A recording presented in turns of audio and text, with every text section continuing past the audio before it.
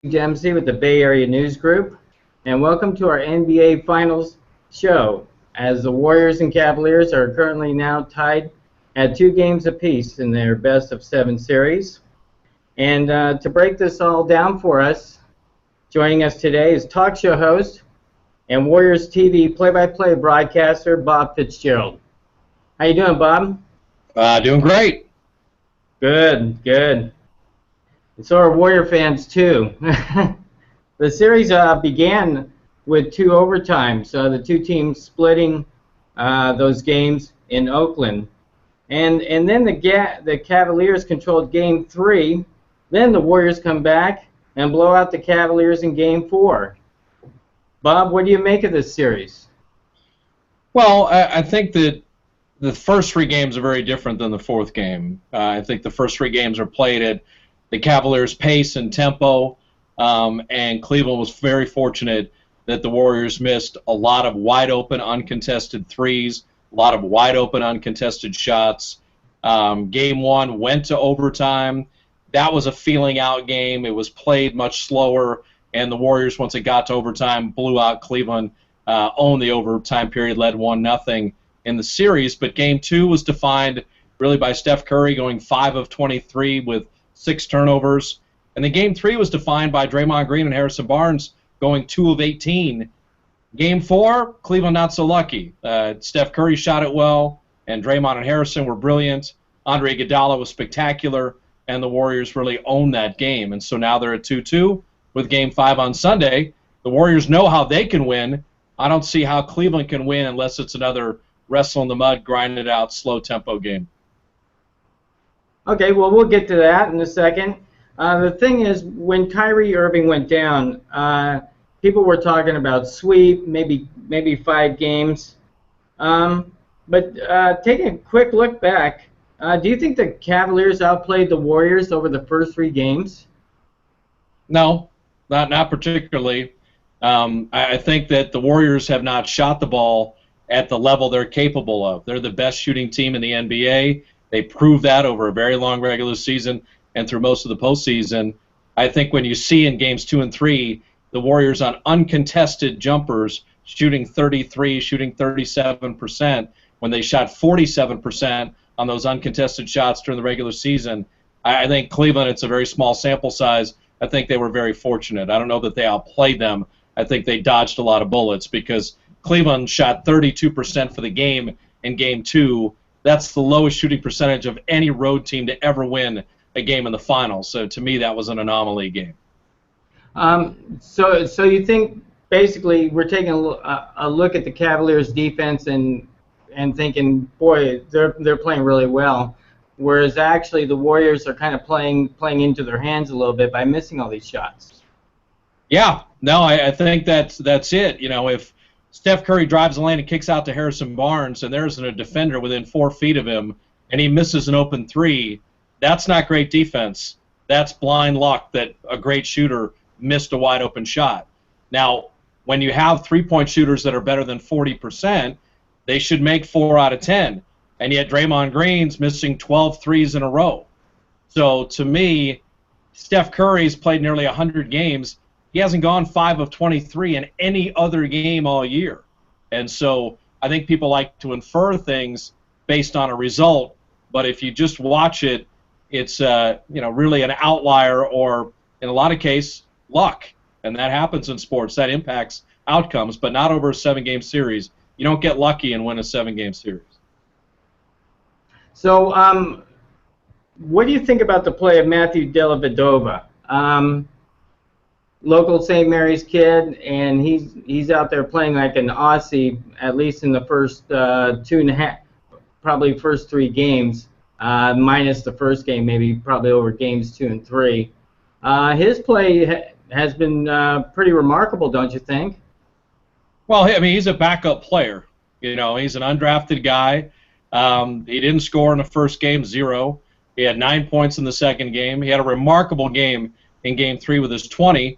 And then he took 9 threes and did basically nothing in Game 4. So he's a backup player who's had 1 really good game out of the 4. I think people like to latch onto the narrative because it's kind of fun to watch someone roll around on the ground and things like that. But as a basketball player, he can't guard Steph Curry. He can't score on Steph Curry. And that's a mismatch that favors the Warriors pretty dramatically. And it looked like pretty much we saw that come to the surface in Game 4. Yeah, I mean, the longer you have something happen, the more it's going to get to the norm. It's if I'm playing Tiger Woods in golf, I might get a birdie on one hole and beat him on one hole. If we play 18 holes, he'll beat me every other hole, 17 out of the 18. So small sample size, you can't draw big, large inferences from that. And that's the overreaction we get in today's media and the knee-jerk stuff. And you also have a lot of people commenting on the finals that don't really know a tremendous amount about basketball. So everything is a very cursory look at the sport. And so you hear a lot of that noise just in general. And speaking about hearing a lot of noise, we heard a lot of noise after Game 3, and Warrior fans were ready to jump out of windows there, and they didn't know what to make of it. But Steve Kerr, he made the move to go with Andre Iguodala and play small ball going into Game 4. And that move really paid off. What did you think about that? Well, the Warriors' small lineup has been really their best lineup for a large part of the season, and they play it a lot and have played it a lot during the year. But Steve also said Andre's role was no different. He just played more minutes, and I happen to agree with that. I think that the microcosm of the series was the beginning of Game 4. Wide open Klay Thompson look, missed. Wide open Harrison Barnes look, missed. Wide open Steph Curry look, missed. And Cleveland's up 7-0 to begin that game. But then as the Warriors started making those wide open shots, then they owned the game. So Cleveland started the game up 7-0, and the Warriors had to call timeout. So who's in the starting lineup? Andre had been playing 33 minutes. Last night he played 39 minutes.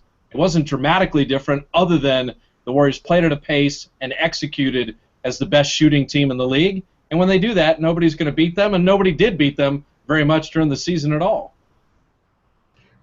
Let's go back to that just a second. What did you think about that timeout being called? Because, as you mentioned, they miss, and it's starting to look like the previous games. Steve takes the timeout, they come out of the timeout, off they go. What did you think about the timeout being called? Well, I think it was a really good timeout in that Steve Kerr said, guys, we're going to score. Basically, he was reaffirming, we've had 3 shots, they're all wide open by 3 really good shooters, and they didn't go in. But relax. We're getting up and down. We're getting the looks that we want.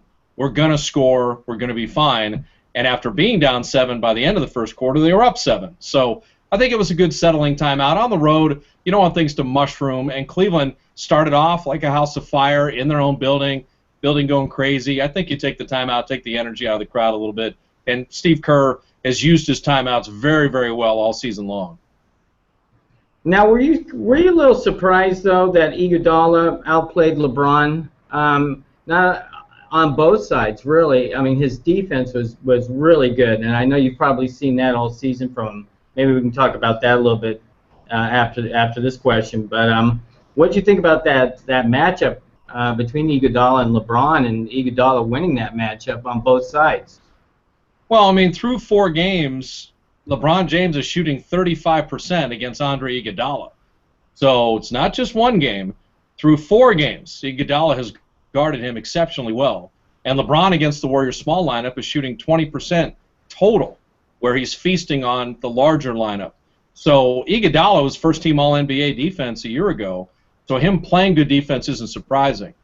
Andre offensively, 4 of 9 on threes, and him scoring 22 points.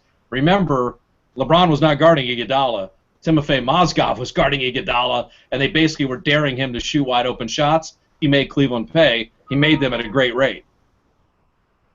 Okay, Bob, I have my first viewer question here.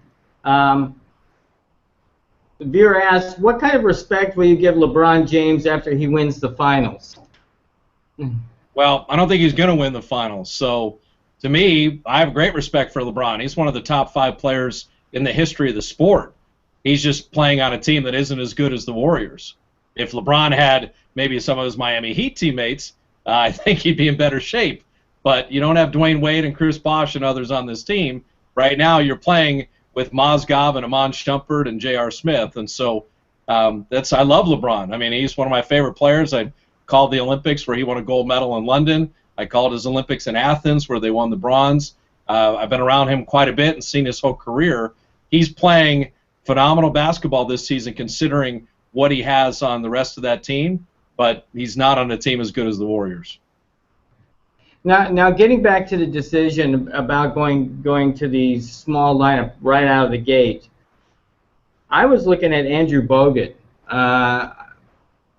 as the games have gone on. He looks pretty tired out there. What do you think? What do you think how he looks out there? Well, I mean, Andrew Bogut played 67 games and has played in every playoff game. And for the Warriors, when you start getting into an 87 or 90 or 100 game season and you're 7 feet tall and weigh 270 pounds, yeah, you might look a little tired. So I think Andrew has had an incredible year and is a big reason the Warriors are so good. But every game is matchups. Every series is matchups. You don't beat Dwight Howard without Bogut, and you don't beat Marc Gasol without Andrew Bogut. And you probably don't beat New Orleans, or at least play as easily as you did without Andrew Bogut. For Cleveland, the way to beat them is to go long and lean because they're playing Tristan Thompson and Mozgov, and that's a lot of size there. So you use speed against size. But, you know, we could play this game all day. David Lee didn't play in games 1 and 2, and he played great in games 3 and 4. Mo Spates played great in game 1. He hasn't had an impact in games 2, 3, or 4. Festus Ezeli played in the first couple games. He didn't play at all last night. When you have 10, 11 good players, you worry about who's playing well on a given night, and you take the win, and you're not going to have all 11 guys play or all 11 guys play well. That's just the story of a super deep team. Talk about the contributions off the bench, particularly Sean Livingston and David Lee, especially in Game 4. I thought Sean was spectacular. You know, you're talking 8 rebounds and 4 assists and 7 points and the ability to push the tempo. It's a great passer. Back down Dellavedova, shot right over him, helped on the glass in terms of rebounding. I think he has been the absolute perfect backup point guard and a key to the small lineup because he's so good defensively as well as offensively. And for David, this guy is so skilled and plays with such an energy and is such a professional that after not playing a minute in the first 2 games of the finals, he answered the bell with wonderful games in games 3 and 4. And part of that professionalism and that depth is why the Warriors are so good and why they're really the best team in the league. As you mentioned, you know, we finally got to see the Warriors that we're used to. But my concern with the Warriors is, are they living by the shot and dying by the shots right now? I think that's lame and tired, personally. I hear that all the time, the live by the 3, die by the 3. The final 4 teams that were left in the NBA playoffs all made the most threes in the league. This is now a 3-point shooting league. You get 1.5 times the number of points from shooting from distance. So if you're not making threes or not a 3-point shooting team like Memphis, you're never going to play for a title in this edition of the NBA. San Antonio was an incredible 3-point shooting team. Miami with Ray Allen and Mike Miller, they won titles by shooting threes. The Dallas Mavericks with Nowitzki and Jason Terry, they won championships by shooting threes. People got to get with the times. 3-point shooting teams are where it's at right now. You have to make threes to be good in the NBA. I was just wondering, just to give the Cavaliers, you know, a little due here, because it seemed like they spent so much energy winning Game 3. Do you think that probably they were a bit spent after, you know, coming into Game 4? Maybe not in the early going, but as the Warriors progressively took the lead, I mean, they were just lapped out there? Well, I think this is a different part of the schedule. They played Sunday in the Bay Area and played Tuesday and Thursday in Cleveland. That's 3 games compressed into a very short period of time with travel from the Bay Area to Cleveland. So before Game 1, there was a week off. Before Game 2, you went from Thursday to Sunday. And then in Games 3, 4, and 5, you're playing Sunday, Tuesday, Thursday. When you're only playing 7 guys, yes, fatigue is going to be a factor, and the deeper team should have more energy. Now, having said all that, Cleveland was down only 3 late in the third quarter, and the Warriors then rolled them the rest of the way. That's not an anomaly. The Warriors owned overtime in Game 1. They came from 11 down with 3 minutes left in Game 2. They came from 20 down for the whole fourth quarter in Game 3, and they outscored Cleveland 30-12 to finish the game last night. The Cavs haven't had any energy at the end of any of these games, all 4 of them. So that's where the depth and wearing down of the Cavs has been pretty evident. And maybe possibly having 2 days off might help them a little bit. So do you expect small ball to continue in this series? Maybe. Oh, absolutely. Or do you? I was going to ask, or do you think Kerr will make any kind of changes? But it sounds like to me you're pretty convinced that what we saw in Game 4 is pretty much what we're going to see from here on out. Well, they played that way in the fourth quarter of Game 3, and they played that way at the end of the 11-point comeback in Game 2.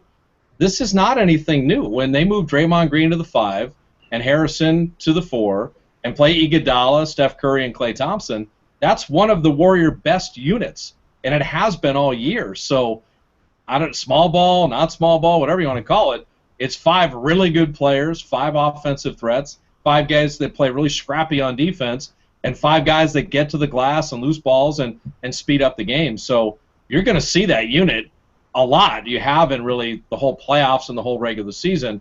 I think the difference for Game 4 that maybe surprised some people is they started with that unit and they hadn't done that all year.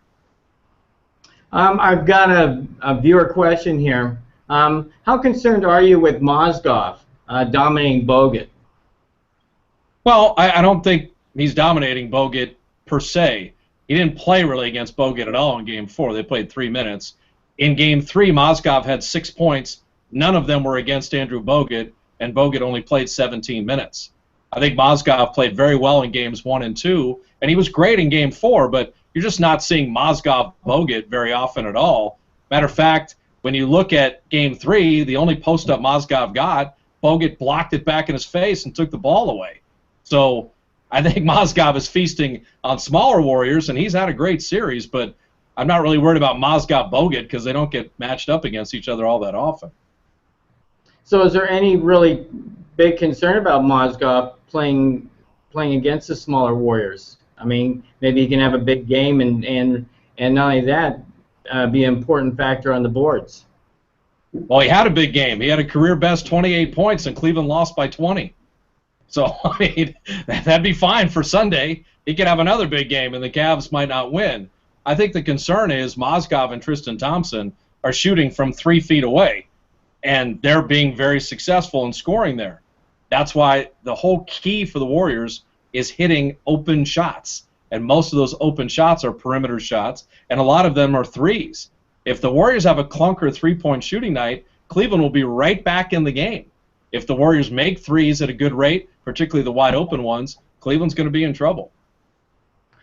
So what adjustments do you expect to see from the Cavaliers? I think they have to buy minutes for some of their guys, with Mike Miller for 3 minutes here, 5 minutes there, 2 minutes there. Sean Marion, to me, could play up and down with the Warriors. He's at the end of his career, but he's played small ball 4 his whole life. And so if you got to chase Harrison Barnes around, or even Draymond Green, I think Sean Marion could do that for a minute, for 5 minutes, for 2 minutes. I think the idea that you're playing just 7 Cavaliers, they have nothing left at the end of these games. And so if they could get Mike Miller to hit a 3 or 2, Sean Marion a tip in, Sean Marion a leak out and a layup, just anything to give his teammates some energy. You couple going 8-9 deep instead of 7 deep with the 2 days off, Game 5 probably is the series. For Cleveland, I don't think they can live and die just with 7 guys. I don't think that's going to work for them. but it just seems like I mean the Warriors really have the momentum coming home, and it wasn't just winning Game 4, but the way they won it. And I know you've seen the Warriors all season long, and they didn't look like themselves. And then everything clicked in Game 4. How important was that for the Warriors? I'm saying the way they won it. Yeah, no, I think it's really important. I think when you look at this is the Memphis series to me again. The Warriors went 6 of 26 on threes in 2 straight Memphis games. They were both losses. They were down 2-1. Game 4 was on the road, and they won that game 101-84, and they hit 14 threes. Here they are in the final. Down 2-1, Game 4 is on the road. They hit 12 threes, and they win by 20, and the score is almost exactly the same as the Memphis Game 4. So that's, to me, you want to see history keep repeating itself, but that's going to be the key to winning Game 5 and having momentum. Yeah, the way they won, the blueprint worked beautifully. It wasn't some lucky shot at the last second. They were dominant in the fourth quarter. Confidence-wise, it's a team feeling pretty good for Sunday. Now, Game 5, the team that's won Game 5s in the past, more than 70% have gone on to win the title. So, I guess to say that Game 5 is important is an understatement. Yeah, I mean, people trot out all those things. I saw San Antonio up 3-2 on the Clippers, and the Clippers went to San Antonio and won that game, and then won Game 7 back in their own building. I know you can use all the history on that stuff, but I just think the better team wins. And whether it's going to be losing Game 5 and winning Game 6 and 7, winning Game 5, losing Game 6, winning Game 7, this is a 7-game series where the Warriors are the better team. They have to prove they're the better team. How many games it ends up in, to me, is immaterial. 20 years from now, you look back and talk about the Warriors being a champion, you won't worry about how many games it took them to do it. Now, Bob, don't you think that usually the NBA is a league where it's not important where you start, but it's really important where you finish? But however, in this series, to me, it seems like the first quarter has been pretty important for both teams. Probably a good start in Game 5 might be a big factor. I think that's a great observation. I think that the team that has had the impetus in game, the first quarter of every game tells the tale for what that game's going to feel like. If Warriors come out and they're up 7-8 points at the end of one, Oracle's going crazy, they build on what they did in Game 4, that's going to feel really good. If all of a sudden it's 20-18 Cleveland and it's a low-scoring game and we're wrestling in the mud again and LeBron's controlling tempo, then the Cavaliers are going to feel like they're in the game. So the starts to this are critical, which is why I think they went small to try to change the vibe in the beginning of Game 4. Okay, we have another viewer question from Cito. The question is, to what extent do you think LeBron can simply will himself to a Cavs win in the next 3 games, the way Michael Jordan occasionally did?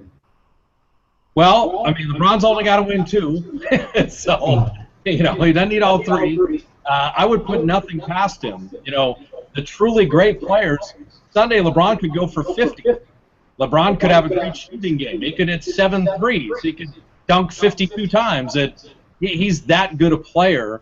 What we have yet to see is a good LeBron shooting game, and that's a little frightening. Maybe 1 game or 2 games he has an amazing shooting night. Maybe he goes 30 of 60 from the field or something. That is the scary part. When you play a player that is an all-time great, they can single-handedly win a game, and that's a bit frightening. That's why it's the one singular wonderful player for Cleveland against a number of really good Warrior players. And you bet on the 6, 7, 8 players being better than the great one, but it doesn't mean the great one can't win a game by himself. And perhaps the viewer was predicting a 7-game series there. My fault for reading that. You could see that for sure. Warriors could win Sunday, Cleveland defends home court Game 6, and you have a 7-game series. That's a very likely, probable outcome. I think the Warriors could win it in 6 games, but it's not a shocker if the game, the series went 7. Well, getting back to LeBron just real quickly, do you think that we're in a point of the series now to where they're really missing Kyrie Irving and his outside game? Well, you're missing Kyrie attacking the rim as well as his shooting. He's a very, very good player. Anytime you're down a good player, you're going to have an issue. Kyrie Irving's much better than Dellavedova. So for Cleveland, clearly, the longer the series goes on, they're missing a really good player. Okay, well, I'm going to give you the $64,000 question that you've been kind of answering as is. How do you see this series play out? And probably how many games and who will prevail? Well, the Warriors are going to win the series. I've thought that from the beginning. I thought that they were down 2-1. I think the Warriors win it in 6. I think they win Game 5, and I think they find a way to win in Cleveland Game 6. Wouldn't surprise me if they won 7 games, but the Warriors are going to win, and that's really at the end of the deal. That's all that matters. Is they've been the best team all year. They've been the best home team. They've been the best road team. They've been the best shooting team. Been the best three-point shooting team. They lead the league in assists. They've been #1 in opponents' field goal percentage. This season has to end with them winning the championship, and I just think that they will do that, and they'll get 2 more wins some way, somehow, and they'll finish this great year as the champions. My question, Bob, is I want to go back over the season just real briefly, real quick here. At one point of the season, when you were broadcasting the Warriors, did you see something special here? I saw something special in training camp. I think this was a team that won 51 games a year ago that lost 7 games at home to teams under 500. I thought they were not as good a team, record-wise as they were on the court talent-wise. So, to me, Steve Kerr and his staff have done a wonderful job on offense and defense. I think Bob Myers and his staff have put together an incredible roster. And you start 22-2. I saw the Warriors play a lot of really good basketball. So this becomes an expectation as the season went on. I didn't see anybody that was better than them or could beat them in a 7-game series.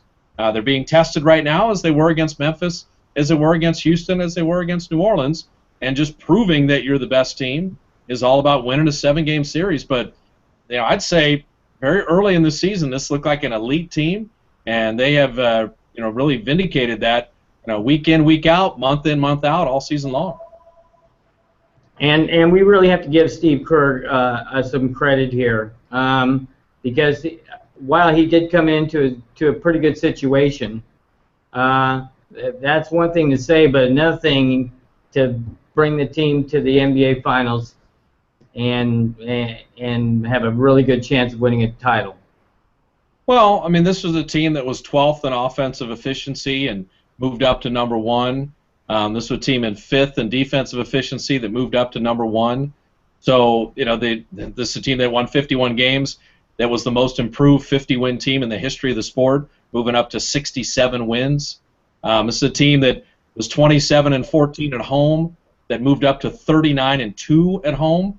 There's all these milestones to measure the improvement. And I think Steve, with Ron Adams and Alvin Gentry and Luke Walton and Jaron Collins, have just done a terrific job. And I think the players and the staff have meshed incredibly well. And to the point where Steve will take, advice from Leandro Barbosa or Andrew Bogut or Steph Curry, and it really is a collective. Where the good ideas come from doesn't matter. Everybody's rowing the boat in the right direction. The chemistry has been phenomenal. And I think that this is just a product of a lot of really good quality people all trying to achieve the same goal. It's been an amazing season and super fun to be a part of. I bet. A lot of Warrior fans envy your job there, Bob. Well, I've been doing it for 22 years, so I don't know if they wanted to do all 22 seasons, but I think they might have gotten a kick out of this one for sure. I think so. Okay, Bob Fitzgerald, Warriors play-by-play man. Appreciate your time. Thank you very much. I'm Steve Dempsey with the Bay Area News Group. So long, everybody.